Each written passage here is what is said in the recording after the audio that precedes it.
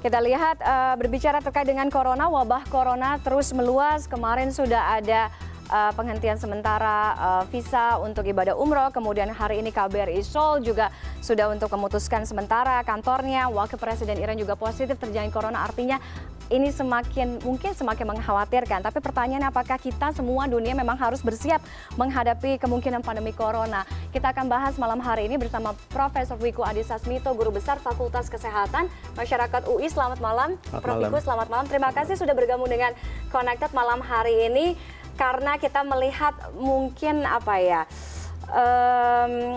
virus corona ini semakin mengkhawatirkan. Tidak hanya soal kesehatan, kita lihat perekonomian bisa juga mengancam resesi global. Artinya dampaknya semakin meluas. Tapi pertanyaannya terkait dengan corona, penguatan deteksi dini terhadap corona ini seperti apa? Apa sih sebenarnya, Prof, yang harus kita lakukan? Bagaimana mungkin kita membatasi ini semua sambil kita menyiapkan antisipasi penyebarannya agar tidak semakin meluas gitu? Baik, jadi kalau kita melihat deteksi dini kita harus menyadari sebenarnya penyebabnya ini apa. Penyebabnya ini kan sebenarnya virus yang sebenarnya zoonotik, yang berasal dari hewan. Sekarang perhatiannya dunia ini hanya melihat dari aspek manusianya saja, penyebarannya di manusia. Jadi kalau kita mau deteksi dini, kita juga harus seimbang melihat sumber penularannya. Kalau sumber penularannya dari hewan, harusnya juga atau binatang, harusnya dieksplor. Waktu itu di Wuhan, sumbernya dari mana ya? Asalnya dari mana? Kemudian menyebar kemana? Dunia tidak ada yang belajar tentang itu. Semua belajarnya tentang kasus manusianya ada di mana saja dan sudah sampai mana. Itu yang Prof tangkap ya? Itu yang saya tangkap. Jadi kalau deteksi dini, itu harus seimbang. Deteksi dini terhadap sumber penularan, yang kalau ini zoonotik berarti sumbernya yang harus dideteksi dong. Dan itu juga bisa terjadi di Indonesia kan? Sumbernya suatu saat nanti dengan penyakit yang lain. Jadi harusnya kalau memang seperti itu, kita juga harus mampu meningkatkan kemampuan kesehatan deteksi dari laboratorium kesehatan hewan untuk tahu virus apa saja yang beredar di situ yang potensial ke manusia. Termasuk coronavirus. Ada nggak di Indonesia? Kita berbicara artinya gini kan, Prof, dari hulu ke hilir. Kita harus lihat dulu nih penyebabnya apa. Semua ini juga akhirnya masih dugaan pasar seafood Hunan kan kelelawar, padahal di situ jualnya nggak cuma kelelawar, banyak-banyak. Artinya gini, dengan pernyataan Prof tadi barusan, belum tentu dong semua itu. Belum tentu karena belum terjawab sampai dengan sekarang. Iya kan virus yang diisolasi adalah virus yang berasal dari tubuh manusia. Yang pertama ditularin, artinya sampai itu juga dengan sekarang masih termasuk yang menyebarkan, kan? semuanya asalnya dari manusia. Iya. Mengapa orang nggak bertanya, katanya dari pasar ikan. Terus virusnya yang dari situ mana? Sama nggak yang dengan hewan, dengan manusia, yang ada di manusia? Harusnya kan dibandingkan. Deteksi dini itu kemampuan laboratoriumnya harus bagus dari 2 bidang minimal. Bidang kesehatan masyarakat dan kesehatan hewan. Itu yang harusnya kerjasama, itulah yang harusnya pendekatannya yang disebut One Health. Karena kita ini berinteraksi dengan suatu penyebab yang terkait dengan human, animal, dan environment, dengan lingkungan. Jadi manusia, hewan, dan lingkungan. Jadi pendekatannya harus berbeda. Deteksi kesehatannya, tadi lab segala macam tadi Prof jelaskan, artinya ini kan merujuk pada negara pertamanya ya, ini Tiongkok kan, China kan pada waktu itu. Apakah artinya gini, fasilitas kesehatannya, lab deteksinya ini tidak menangkap itukah atau gimana nih? Mereka sebenarnya akhirnya menangkap itu. Kemampuan laboratoriumnya Cina juga menurut saya tidak kalah karena kami sering berinteraksi dengan mereka. Mereka punya kemampuan, CDC-nya mereka punya kemampuan. Tetapi kalau dengan sesuatu penyebab yang tidak biasa dan menyebar, mereka sendiri juga nggak bisa mengantisipasi. Dan ini sama saja dengan seluruh dunia karena ini kejadian baru. Jadi kalau ditanya semuanya kemampuan deteksinya, sekarang baru deteksi pada manusia. Dan itu pun kemampuannya antar negara juga berbeda. Negara yang maju saja ternyata nggak punya kemampuan kan? Buktinya jebol juga, negara maju seperti Singapura juga jebol juga. Yang maju seperti sebelah aja Singapura bisa jebol juga kan. Pertanyaannya bagaimana dengan kita, bagaimana dengan Indonesia? Karena pertanyaan gini, banyak orang yang akhirnya menyaksikan tidak hanya di Indonesia tapi juga di luar bahwa Indonesia itu tidak bebas corona gitu. Banyak yang entah dengan penelitian atau keyakinannya bahwa ada gitu suspek corona. Selain ini ya, orang warga negara Indonesia yang ada di luar negeri yang kesuspek corona kan. Tapi nanti kita akan bahas bagaimana kesiapan kita Indonesia mulai dari fasilitas kesehatan, Prof, kemudian apa lab, medis segala macam. Kita akan break terlebih dahulu. Usai jeda kita akan kembali. Tetaplah bersama kami.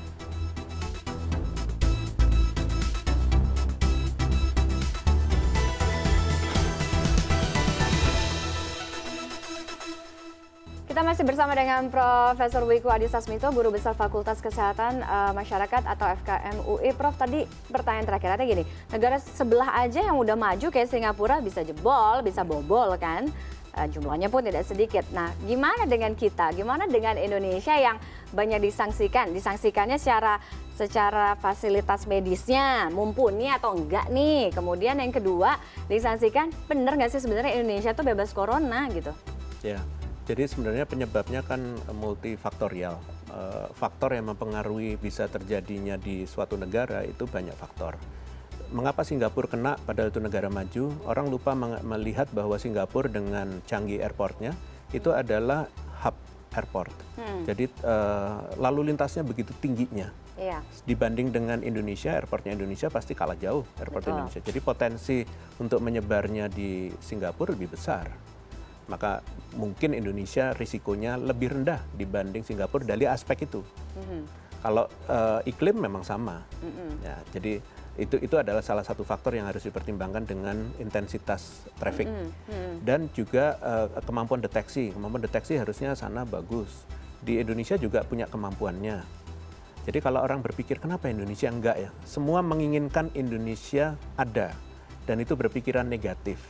Menurut saya, kalau memang ada, mana ada sih orang yang petugas yang ada di airport, petugas yang ada di rumah sakit, di laboratorium mau kena risiko dalam zaman keterbukaan, pasti mereka juga akan menyampaikannya.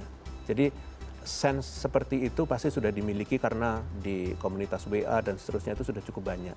Jadi semua akan siap-siap. Itulah yang digunanya citizen science. Kalau dikatakan bahwa masyarakat sendiri menjadi lebih pintar. Itulah gunanya pemerintah harus memperkuat masyarakat supaya tahu. Sehingga akhirnya mereka juga akan mempertahankan dirinya dengan caranya mereka, dengan pengetahuan yang mereka miliki. Makanya harus anti hoax dan seterusnya itu pemerintah harus gencar menjelaskan pada masyarakat.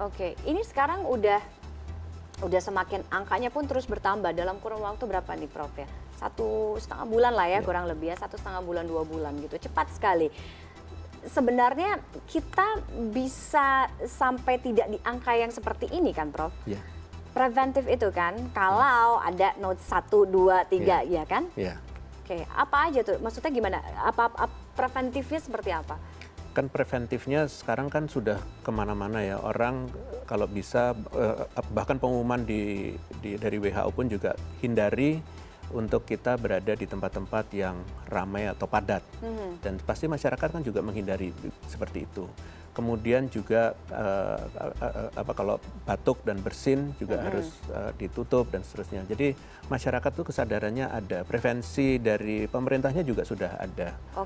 Prevensi pemerintah termasuk juga itu bisa tadi kan Prof menyebut kita kan harus ngecek nih dari hulu ke hilirnya, bener nggak nih kelelawar? Artinya Indonesia pun juga bisa mengecek itu kan, salah satunya? Bisa. Jadi gini, seluruh dunia bukan hanya Indonesia sekarang ditantang untuk kementerian, lembaga, unit, badan itu harus bekerja, bersinergi, berkolaborasi. Selama ini orang hanya melihat ini adalah urusannya sektor kesehatan masyarakat. Kalau di pemerintah namanya Kementerian Kesehatan. Itu yang saya sebut sebagai fokusnya kurang luas atau salah fokus. Kalau kita berhadapan dengan penyebabnya yang asalnya dari hewan, bukankah kita harusnya juga berpikir kementerian lain yang bertugas juga untuk mendeteksi? Jadi bukan cuma semata tanggung jawab kontrol setirnya ada di Kemenkes aja kan? Artinya kalau kita lihat mungkin KLHK, ya kan? Jadi Kementerian Lingkungan Hidup dan Kehutanan juga harusnya melakukan surveillance apakah virus-virus seperti corona ini ada di satwa liar, di kelelawar di Indonesia. Begitu juga di peternakan dan seterusnya. Itu harusnya dilakukan oleh Kementerian Pertanian. Jadi pendekatan One Health approach atau pendekatan yang holistik untuk hewan, manusia, dan juga lingkungan, itu harus dilakukan untuk kasus-kasus seperti ini. Oke, edukasi itu penting banget, Prof. Artinya gini, membatasi, sekarang juga beredar informasi-informasi yang kadang-kadang hoax, ya kan, di WhatsApp group, kemudian medsos lah segala macam. Soal COVID-19, Corona, kemudian SARS-CoV, apa sih ini perbedaan-perbedaannya, Prof, gitu? Yang harus kita pahami itu apa gitu? Sebenarnya nggak usah dilihat perbedaannya seperti itu. Yang paling utama adalah kita harus tahu bahwa semua penyakit yang tadi disebutkan itu, yang namanya belakangan didefinisikan oleh WHO, kan akhirnya namanya COVID-19. Padahal sebelumnya bukan itu. Terus akhirnya orang juga bingung antara virusnya dan penyakitnya. Itu dua hal yang berbeda. Jadi semua itu penyebabnya kan asalnya adalah dari binatang atau hewan. Jadi itulah yang harus masyarakat ketahui. Sehingga dalam menghadapinya juga harus pendekatannya harus holistik. Nggak bisa hanya mendekatinya hanya dari aspek masyarakatnya. Masyarakat itu adalah korban terakhir, kalau boleh saya katakan. Jadi sudah telat kalau sampai ke situ. Jadi kita ada di tahap yang telat ini? Sudah telat. Sudah telat. Kalau kita bicara deteksi dini, kan kita tidak mampu mendeteksinya, sehingga akhirnya menyebar. Tapi lebih baik terlambat daripada tidak sama sekali, katanya, Prof. Ya. Maka dari itu untuk ke depan, kita harus siap dengan bentuk-bentuk yang lain selain COVID-19. Karena potensial ancaman itu kan. Oke, kita sudah gini, Prof, ada di tahap mungkin saya bisa bilangnya, koreksi kalau saya salah, ya, epidemi kan? Epidemi kan? Apakah dengan angka yang sampai sekarang tanggal 28 Februari, yang mungkin juga berpotensi semakin ke depan ini akan bertambah terus gitu. Potensi pandeminya, kita lihat kan pandemi ketika waktu 2000 flu babi, ya kan? Potensi pandemi menurut saya ada. Ada. Karena musim dinginnya ini belum betul-betul lewat. Musim dingin di berbagai negara. Oke. Karena kan yang terutama ini adalah karena munculnya kan dari negara yang dingin. Munculnya itu pada musim itu. Dan itu mudah menular karena suasananya dingin, orang masuk di dalam ruangan, kondisi tubuhnya biasanya ketahanannya tidak terlalu tinggi karena musim. Dan itulah gampang sekali menular. Kalau di musim panas, orang lebih terbuka, pintu lebih terbuka, jendela terbuka, sehingga potensi untuk menularnya masuk, ya kan? Nah, jadi kalau kita kurang mempertahankan kemampuannya pada musim ini sekarang, bisa saja terjadi pandemi. Karena lebih banyak negara yang akhirnya sumbernya dari situ sendiri untuk berkembang. Jadi kita ini berpacu dengan waktu. Maka semua negara yang mungkin sudah ada 50 sekarang itu harus betul-betul menjaga jangan sampai terkena lebih besar. Jadi itu yang harus dijaga. Singkat saja, Prof, saya hanya dapat waktu sedikit karena kita durasinya terbatas. Artinya gini, mungkin saja dengan pandemi itu, artinya untuk menghadapi ancaman pandemi global itu, yang pertama, apakah kita Indonesia sudah siap dengan itu semua? Kemudian saya lihat ada satu artikel gitu ya, ada salah satu profesor epidemiologi di Harvard gitu ya, katanya ya dia bilang tidak mungkin Indonesia bebas corona dan kemungkinan bisa ada pandemi global 40 sampai dengan 70% yang terinfeksi walaupun mungkin nggak semuanya itu jatuh sakit. Artinya gini, ancamannya besar, potential loss-nya besar, resesi global. Dunia harus bersiap menghadapi pandemi virus ini. Apa? What we have to do gitu next? Jadi kalau dibilang pandemi potensinya ada, iya. Indonesia harusnya juga orang berpikir harusnya ada, bahkan ada bikin simulasi dari Harvard. Kan simulasinya itu kan pasti menggunakan sesuatu asumsi atau banyak asumsi. Kalau asumsinya ada betul, kan belum tentu asumsinya itu semuanya benar.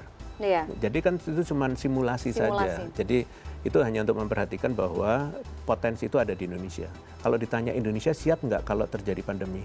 Pertanyaan itu valid untuk seluruh dunia termasuk negara paling maju di Amerika. Jadi kalau boleh saya katakan nggak ada yang siap. kalau terjadi pandemi. Karena apa? Sumber daya kesehatan yang ada tidak cukup apabila terjadi lonjakan kasus yang begitu besar melebihi kemampuannya yang ada. 100 rumah sakit sudah disiapkan, tidak serta-merta terus semuanya bisa menanganinya, tergantung jumlah kasusnya kan. Begitu juga di Singapura. Ada researchnya itu yang kalau mau simulasi juga bisa. Itu namanya surge capacity. Kapasitasnya itu ada titiknya. Disitulah letaknya harus saling membantu antar negara untuk memobilisasi sumber daya. SDM-nya, peralatannya, dan seterusnya. Dan itu sudah mulai harus kita pikirkan. Betul. Setiap negara itu sudah harus membuat, apa saya bilang ya, formulanya ya, mulai dari sekarang. Oke. Artinya saling membantu, karena kita tahu setiap negara, tadi Prof bilang, even Amerika sekalipun nggak akan pernah siap dan nggak akan pernah bisa mengakomodir itu semua kan. Oke, baik. Terima kasih Prof Wiku. Saya sebenarnya masih banyak pertanyaan gitu, tapi karena waktu kita sangat terbatas, mungkin nanti kita bisa buat diskusi yang lebih panjang lagi, bisa datang lagi ke Connected gitu. Terima kasih sekali lagi Prof Wiku sudah bergabung bersama kami di CNN Indonesia. Dan usai jeda kami masih akan kembali dengan informasi ratusan pengemudi ojek online melakukan aksi long march menuju kawasan gedung DPR RI Jakarta. Apa pemicunya? Sesaat lagi.